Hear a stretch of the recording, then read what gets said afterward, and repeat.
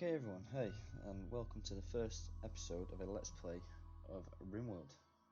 For those who don't know what Rimworld is, it's a colony sim, top-down, base building, survival simulator. It's an amazing game. The replayability of it is outstanding. I think I've had this game close to 2 years now. I'm still not bored of it. Today, I'm going to be running a new scenario. I'm going to be running a prisoner camp and hopefully become a colony that is entirely dependent on prison labour. I'm just going to have occasional few guards out there, just make sure everyone behaves. So what we're going to do is we're going to jump into the game now. So we're going to create a new colony. We're going to go for the standard crash landed. Gives us 3 survivors, an assortment of weapons, some food and medical supplies to get us going and to get us set up ready for our first prisoners hopefully. So these 3 here, these are your storytellers, and these are the style of story you want for the game to sort of progress in. So what you have here is you have Cassandra Classic, and what she does is she progresses the game as you'd expect. So from the start of the game, you'd have less events, less disasters, less raids, and as time progresses throughout the game, it gets more and more difficult, as you'd expect. Phoebe is more based on if you want to have a nice relaxed game, building. However, severely bipolar, so you can be sat chilling out, go hours without anything happening, and all of a sudden you get hit with like 3 raids and dust storms and droughts, and she really throws the spans in the works. And then finally, Randy Random, exactly what his name says and exactly how his avatar looks, completely random. He can like throw raids at you, or he can throw drop pods full of useful supplies at you. You have no idea what he's going to do. So what we're going to do is we're going to go for Randy Random, just to make it more interesting. For all we know, could die first episode. Of course, going to go medium difficulty. Probably going to regret that. And reload any time, just for simple fact. This game's heartbreaking when you lose. So seed, we're going to leave that as empty. Global coverage, that's just how much of the world is going to generate for you to select a place to live in. I'm going to just put that at 50%, and I'm going to leave everything else at normal. So let's generate our world. Depending on what computer you're running, this can take quite a while, especially if you generate the entire world. It can take 5 minutes, 10 minutes. If it takes too long, what I'll do is I'll cut away and I'll come back when the world's generated. If it's your first time coming to the channel, be sure to like the video if you like what you see, and if you want to see more of it, it really helps me out. And please feel free to subscribe. I do a whole assortment of games. I do battle royales, first person shooters, games like this, indie games, VR games. Just started getting into them. Need to get my setup ready for recording, but VR is now a new thing I'm playing, as well as mobile games, anything that anyone wants to recommend. But anyway, here we are. So this is the world that is generated for us. As you can see, as per the settings, it's only generated 50% of the globe, and you can choose to set off anywhere from, as this is called, Blackworm Expanse, all the way down to the South Pole, Lesser Guisa, I'm assuming, Guisa sheet. But what we're going to do is we're going to go sort of in a central band here, in sort of temperate areas. And for the sake of future, when we're going to be going out and raiding other colonies, which are these symbols here, to get prisoners, I'm going to place ourselves on a road, or near a road, which these lines, and all that does is that it allows you to travel faster, which you'll see later on in the game. So we're going to just look around. I quite like the look of, so probably this area here has a river running through it. That's going to be too close to enemies actually. Oof. Okay, let's go here then, and this road out of the way. We're not too far from this road if we want to go there. Not too far from this road. And if we go on terrain, it tells you it's flat. Marble and sandstone's the stone types you'll find there. The average temperature is 17 degrees, so that's for your crops and also for your people. They suffer from hypothermia, hypothermia. Yeah, they can die from exposure to elements. It tells you the growing period for your plants, so 40 to 60 days of the year you can grow. Add how much rainfall we get per year. The forageability, so 100% forgeability, and animals can graze there. And there's only average of 1.2 diseases per year. So I'm happy with that. So I set that location. And now here's the fun part, we get to create our colonists. What you can do is you can just spam randomize until you get the stats you want, but what I'm going to try and do is I'm going to try and pick from these 8 here and try and make the best of bad bunch, so to speak. What you have here is you have their names, their backstories, so who they are. These like have sort of effects on the skills. So medieval lording, as you can see, gives a bit of a reading about him. Then it says what we need to know is -1 to construction, -1 to mining, -1 to plants, however a +4 to social. So he's got to like have been a prison guard or a trader. During his adulthood he was he was a herbalist, which means he's got +4 plants, +4 medical, -2 social, so he's probably going to be someone we're going to want to keep just for his farming abilities. He's a body purist. Artificial body parts are unethical to him, and he's nimble, which means he's more like to dodge, and he's got a slight scar on his right leg, which is an issue for us. Unless there's someone better for plants, which there isn't, I'm going to keep Bolton, and Bolton's going to be a herbalist, so he's going to be our farmer, sorry. Next thing we're going to want is construction and mining are probably our main ones. So these two. Have we got anyone who's sort of good at construction? And what I really want Bowman. Bowman's going to be detrimental just because of his 16 shooting skill. He's going to be our main defense, which means we've got to now find someone who's not terrible at mining and construction.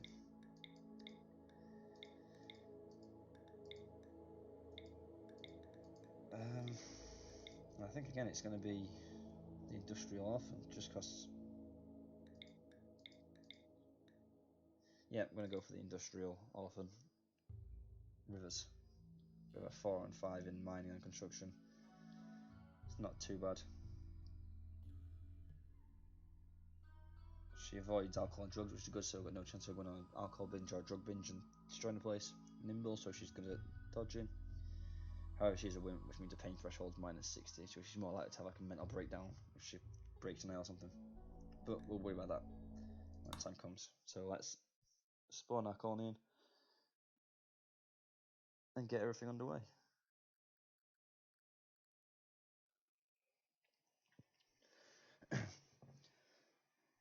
Okay, so this pop-up here is a mod that I involved. It's colony leadership, so you can choose a style of leadership for your colony. They elect the leaders, or they're given a leader, and it sort of helps the colony bond and cohere together. What I'm going to do is I'm going to go for a democracy, and I'm going to let them vote for their own leader so that they all stay happy and they all stay relatively sane. Okay. So as it says here, the 3 of you awake in your cryo-sleep sarcophagi to the sound of sirens and ripping metal. You better get to the escape pods before the ship is torn apart. Sometime later, you land on this unknown Rimworld. As pieces of the shredded starship fall around you, you start making plans to survive. Press OK here, and here are escape pods landing here. So I pause the game. As you can see, here are 3 people. Got Bowman, Rivers, and Bolton, and then the sort of supplies and weapons that we have ready to start. And we also have a dog, Cassius, which is a male Labrador. Very nice. So what I'm going to do quickly is I'm just going to go on the bios and assault them. So Bowman was the guy who was great at shooting, so he's going to get a bolt action rifle. Rivers is the next best with a 2 in shooting, unfortunately, and then Bolton is a 1 in shooting and a 2 in melee. So there we go. So what I'm going to do, just going to equip Bowman with the body armor, ready for the fighting. I'm just going to unforbid basically all the supplies, so our colonists will start hauling them all basically to whichever area we ask them to. I think that's everything that we need. So here's the map anyway, as a whole. This is the area we're going to be living in, building in, running the slave camp in. As you can see, it's relatively flat, got plenty of space for building, plenty of open ground, plenty of fertile ground to build, farming. It's got some animals up here, some muffalo,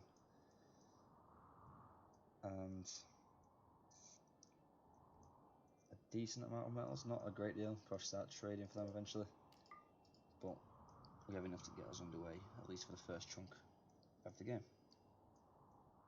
So now we need to select a site we want to set up.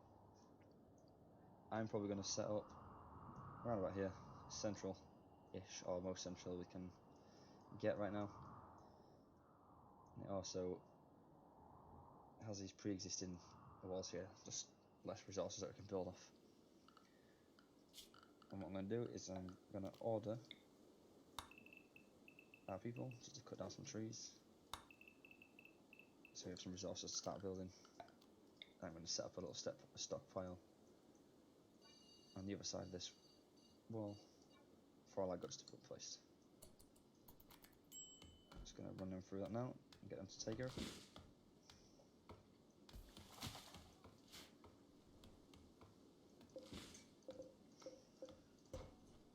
I'm also going to get them to move these rocks out of our storage area into a dumping area just here,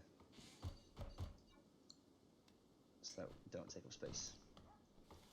And we're going to get underway building our first sort of shared shack. So it's 9 long.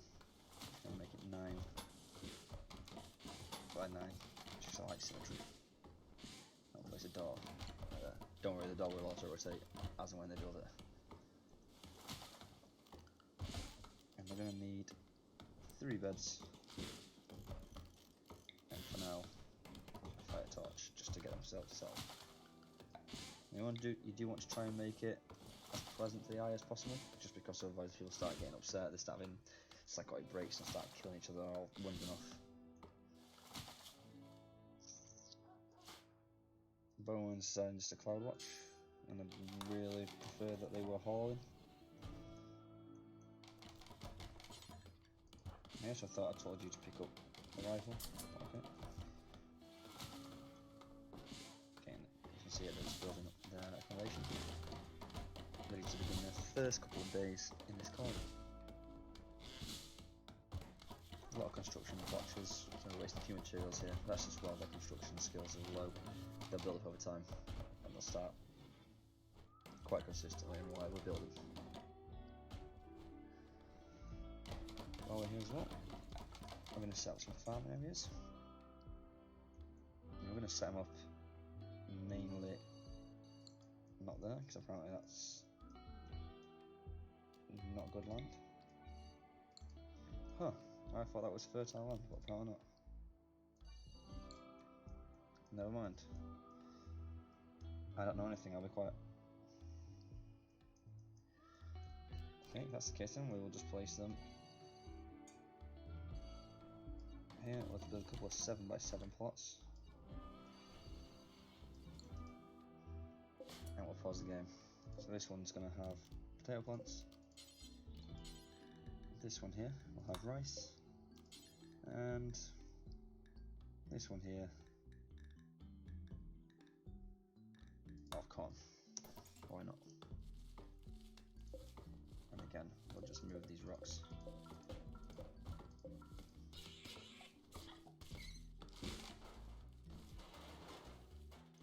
It looks like this room now is complete. And they have a bedroom to sort of survive in. Excellent. The next thing I'm going to do is I'm going to basically renovate this shed and seal it off.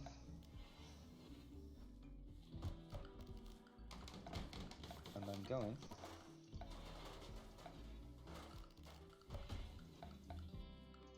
to make this our prisoner cell, ready for when we get our first prisoners, so we have somewhere to catch them and hopefully force him to work. And we'll build a bed for the dog, I suppose.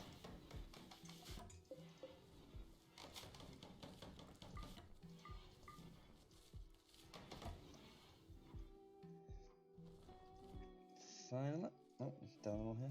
There's a dead hare. So his neck bitten off apparently. His tail and its front legs bitten off. Nice. I'm assuming that was by the fox. Yeah, it was its jaw cracked. We saw a pop-up saying Bowman. As Bowman draws near the ancient wall, a sense of foreboding comes in. He isn't sure why, but he feels his dusty structure may contain great danger. So yeah, so you can see here this slight shade colour, well, these black walls here. This is an ancient ruin. It's like a relic of past aliens or past people that have lived here or visited here. When you open these, you get a chance for something good. So you might find cryo chambers with people in that'll join your colony. You might find giant worms with laser cannons on their heads. Yep, exactly that. That'll attack you. Chances are you don't want to open it until you're militarily prepared to fight them, because they're strong. They can wipe out your entire colony at 5-10 members easily. Never mind 3 with very little very little weaponry and armor at the minute. So we're going to leave that intact, and we're not going to touch that until later on in the game, if at all, when we decide we're ready to take it on. These 3 beds here, turn into prisoner beds, and they're now ready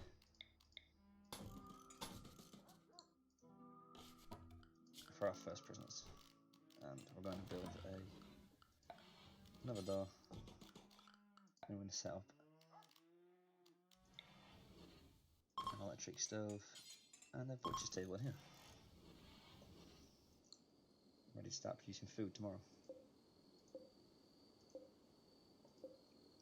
If you want to be really brutal, we could slaughter Cassius the Labrador to make food if times get real bad, but I'd rather go out and hunt foxes and animals and risk losing colonists and kill my dog personally, but that's just me.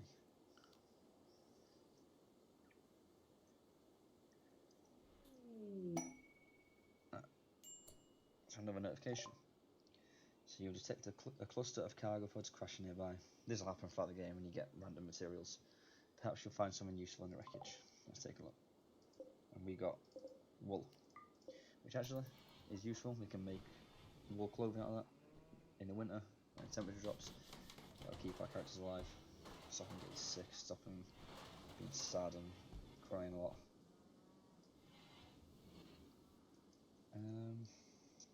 Where are our villagers? They're colonists, sorry, not villagers. They're collecting materials, that's fine. Also, dot around the map is just sort of remnants of the crash. So here were some rations, which I've ordered them to pick up. These yellow things. As you search on the map, you'll find things. So there you go. Here's some more rations. I'll tell them to pick those up as well. And we've also got a ship trunk here, which we can deconstruct to get metal and electronic components. And we've got some metal here. Very, very nice. Now, let's work on them being happy. So let's go on to creation. And let's just make some simple horse pin shoes to throw the horse pins at. What it does is it stops them going totally insane, just so the fact that the board will sit and throw horseshoes at a pin for a few hours of the game. And next up, we're going to build a dining room. So is it 9x9? Yeah. So for continuity and symmetry, again 9x9. Attach a nice wooden door there, and we're going to put a dining table. It's not going to go. It's not going to be in the middle. That's really going to upset me. Oh, with a 3x3, that's fine. 3x3 table.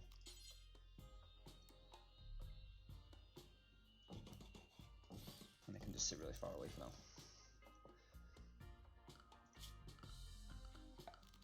floor we can also replace with wood.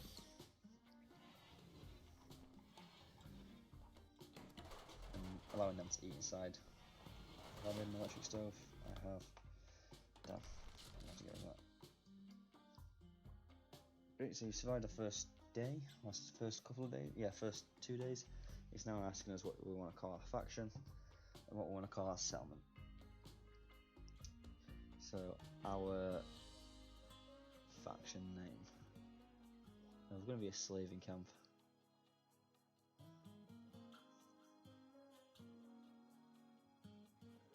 Pardon me. I'm going to be a slaving camp running criminals. So the name we're going to give this.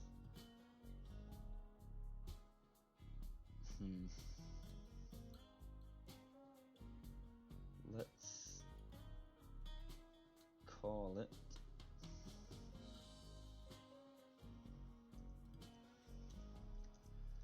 Ball and Chainers. Maybe we can get moving up. And then the settlement.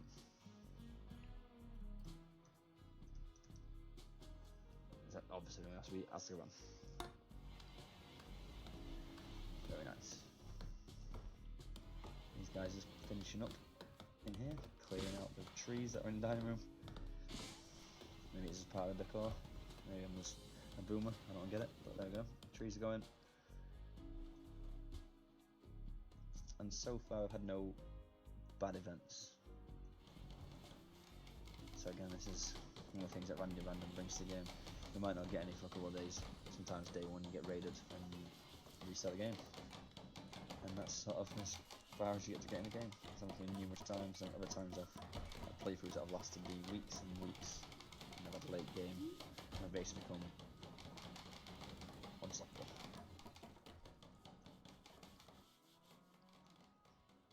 I would very much like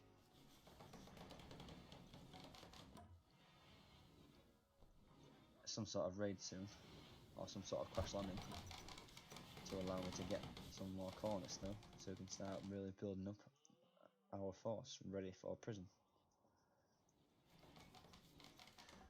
I have 29 meals left of food, so for right now I'm not going to worry about that too much.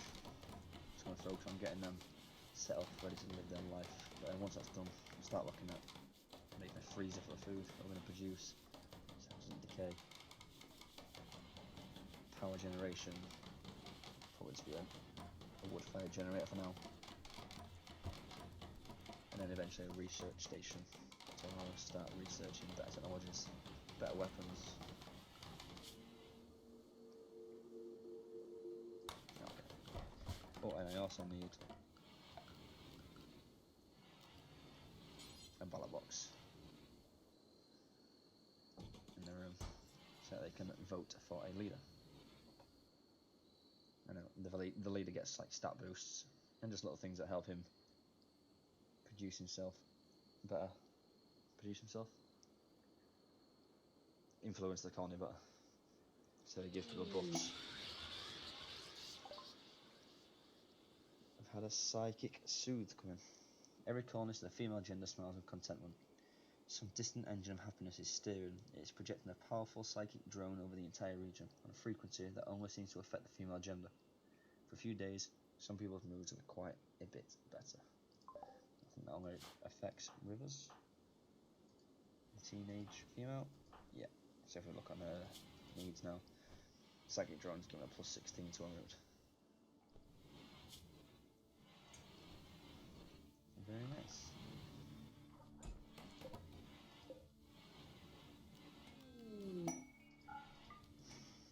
Oh, I've got some more cargo pods. Let's have a look what they dropped us. Gold, which you can use for trading with ships that come past. Right. So there we have our settlement set up. Got somewhere to live, got somewhere to eat. They will have somewhere to produce food very shortly. So we're going to call that the end of episode 1. And I look forward to seeing you in the next episode. Ready to hopefully get our first prisoners. Start progress through research and setting up food storage areas ready for winter when we can't grow crops anymore. Great, thank you for watching, and hopefully see you next time.